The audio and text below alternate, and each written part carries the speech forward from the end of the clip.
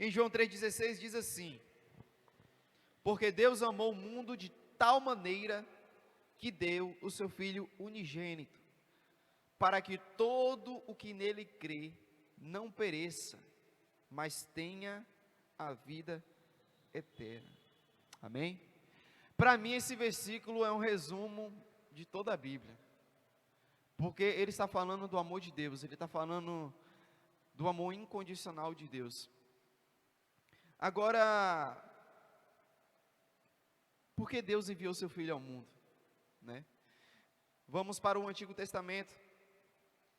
Quando Deus, ele fez o homem, primeiro Deus, ele fez a criação, tudo perfeito, tudo maravilhoso, mas ele viu que faltava uma coisa, que faltava o homem. Então Deus, ele pegou o pó da terra, fez um homem e ali soprou o espírito de vida.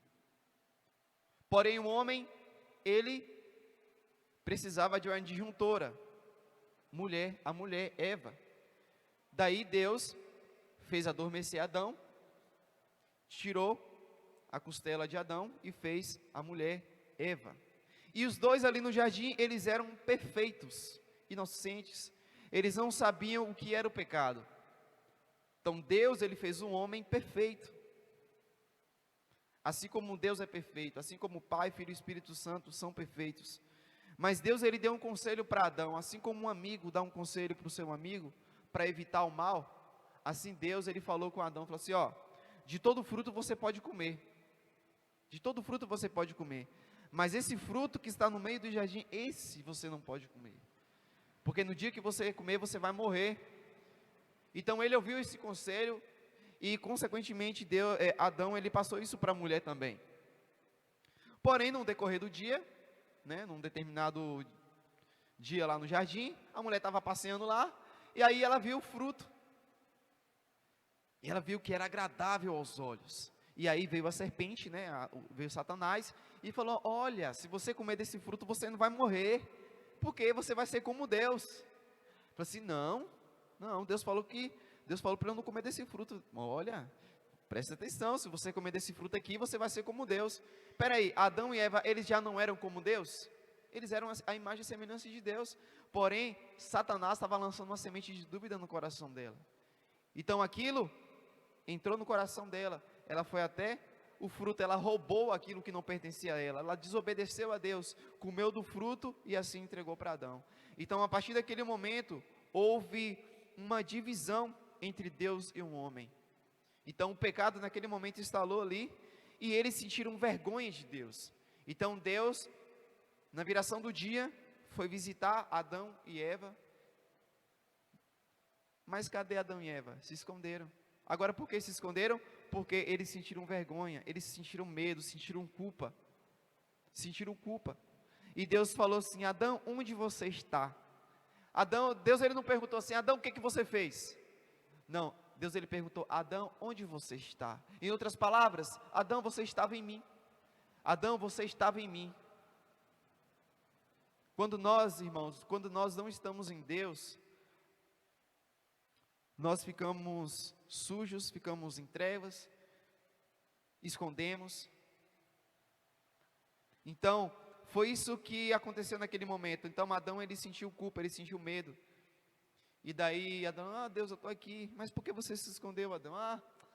Sabe Deus, né? Comi do fruto. Na verdade ele apontou para a mulher, foi a mulher que tu me destes que deu o fruto, para eu comer. Então naquele momento houve o pecado, e eles foram expulsos do jardim, eles foram expulsos da presença de Deus. E consequentemente eles morreram, viveram um determinado tempo na terra, e eles morreram.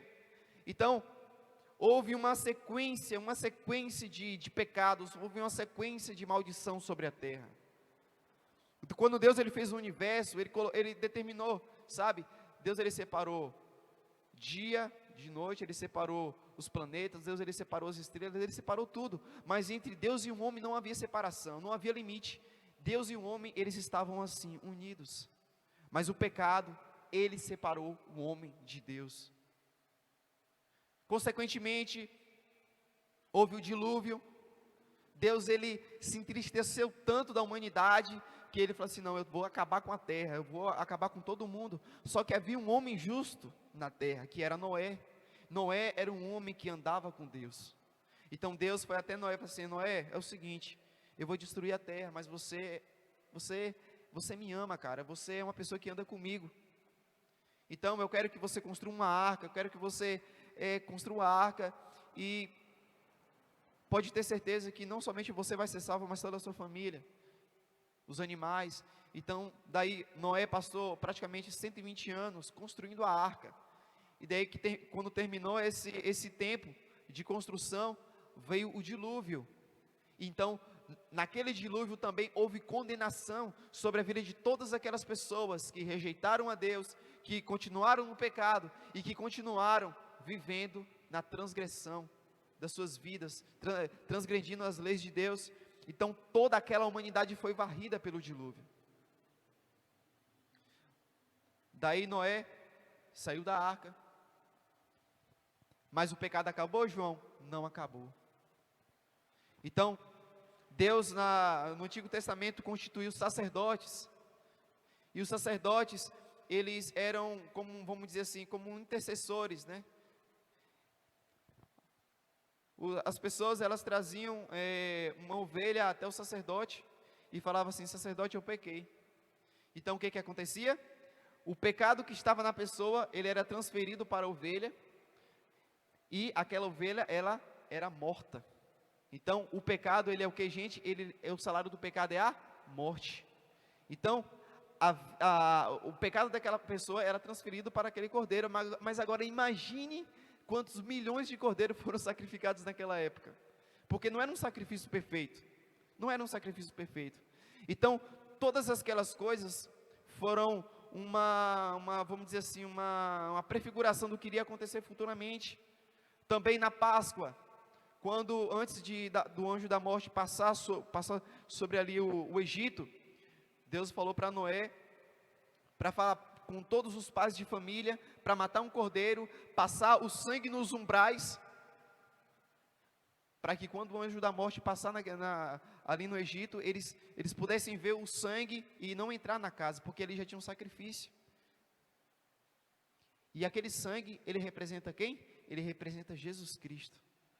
O sangue que nos purifica de todo o pecado, o sangue que nos livra do império das trevas, o sangue que nos livra do inferno. E aí Deus, ele por meio de profetas, ele sempre falava, vai vir um Redentor, vai vir aquele que irá salvar o povo dos seus pecados, vai vir um homem que vai restaurar. Então Deus, com um amor imenso, ele enviou o seu único filho ao mundo para morrer por mim e por você. Por mim e por você. Então Jesus Cristo, ele, antes de chegar àquela cruz, ele foi açoitado, foi flagelado, foram colocados,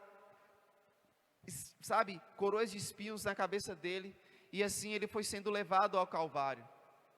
Jesus, ele em nenhum momento ele retrocedeu. Jesus em nenhum momento falou assim, não, neste momento aqui eu vou desistir, eu não vou mais seguir em frente. Muito pelo contrário, Jesus, ele foi até o fim. E lá naquela cruz, ele perdoou até aquelas pessoas que ofenderam a ele.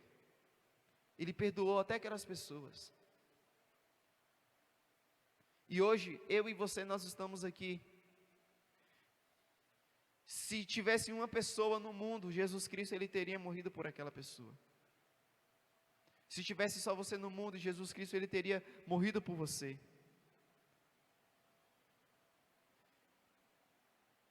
E hoje nós conhecemos o Evangelho, e sabemos que Jesus Cristo morreu na cruz, sabemos tudo o que aconteceu, mas nós estamos realmente vivendo isso que aconteceu, nós estamos realmente vivendo o verdadeiro Evangelho, sabe? Assim como os moravianos disse, que o Cordeiro receba a recompensa dos seus sofrimentos através de mim. Que o Cordeiro receba a recompensa dos seus sofrimentos através de mim. Como, João? como é que o cordeiro vai receber a recompensa? Cada vez que você fala do Evangelho de Jesus, e cada vez que essas pessoas se arrependem dos seus pecados, o sangue de Jesus é passado sobre essa pessoa, e essa pessoa, ela é livre,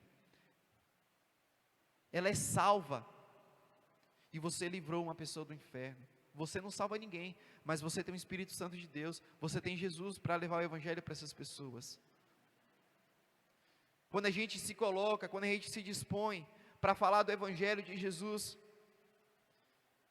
e faça com que a pessoa reflita o que Jesus Cristo fez na cruz, a luz do Senhor, ela entra, e ela dissipa todas as trevas.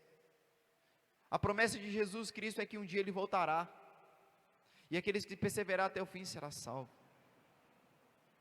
Aqueles que perseverarem até o fim serão salvos. Precisamos levar o Evangelho de Jesus, porque a gente não sabe o dia de amanhã. Precisamos falar do plano de salvação para as pessoas, porque a gente não sabe se daqui a 10 minutos ou se daqui a 20 minutos Jesus Cristo Ele pode vir. Se você tem certeza da salvação, você vai ser arrebatado.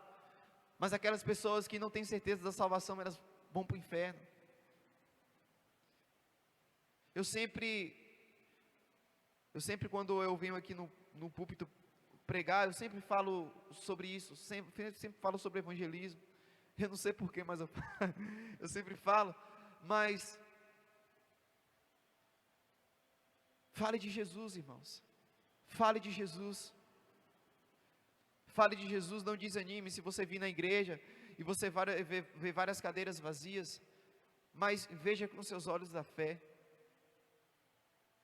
Veja com seus olhos da fé que vão ter várias pessoas aqui dentro convertidas, que você vai falar de Jesus, que através de sua vida as pessoas vão se converter. Fale de Jesus para os seus familiares, fale de Jesus para os seus colegas de trabalho, fale de Jesus, Ele está vindo, Ele está voltando, nossa vida está nas mãos de Deus. Se nós estamos vivos é porque existe um propósito de Deus nas nossas vidas. Não é só para trabalhar, não é só para correr atrás dos nossos sonhos, mas precisamos levar o Evangelho, porque Jesus, Ele é o centro de nossas vidas. Deus, Ele está em primeiro lugar. Não é família que está em primeiro lugar, não é trabalho que está em primeiro lugar, é Deus que está em primeiro lugar. Porque se Jesus Cristo não estiver no centro, as coisas não vão bem. Se Jesus Cristo não estiver no centro da sua vida, as coisas não vão bem. Talvez aparentemente possa estar, mas se você não tiver Jesus no centro, vai sempre estar algo faltando dentro de você. Mas várias pessoas aí no mundo estão querendo preencher os seus vazios com bebidas, com drogas, com luxúria, com vaidade, com pornografia, com tantas e tantas e tantas e tantas coisas, que para eles, assim, não, eu quero preencher esse vazio, só que não preenche. E Deus, Ele chama você, Ele está levantando você para falar esse Evangelho. Ele está falando você, Ele está falando com você. Vai, fale do meu Evangelho, vai, fale do meu amor. Jesus te chama, meu irmão. Porque Deus amou o mundo de tal maneira que deu seu único Filho, para que todo aquele que nele crê não morra, mas tenha vida eterna. Se Deus, assim como Deus deu seu único Filho, se doe para Deus, entregue o seu coração a Ele, abra a sua boca, fale de Jesus, fale de Jesus, fale de Jesus. Eu sei que Deus, Ele está aqui neste lugar. Eu sei que Deus, Ele não somente escuta as nossas orações, mas Ele sabe dos nossos defeitos, Ele sabe das nossas falhas, mas Deus, Ele quer usar você do jeito que você está. Ele quer capacitar você ainda mais, Ele quer capacitar você ainda mais.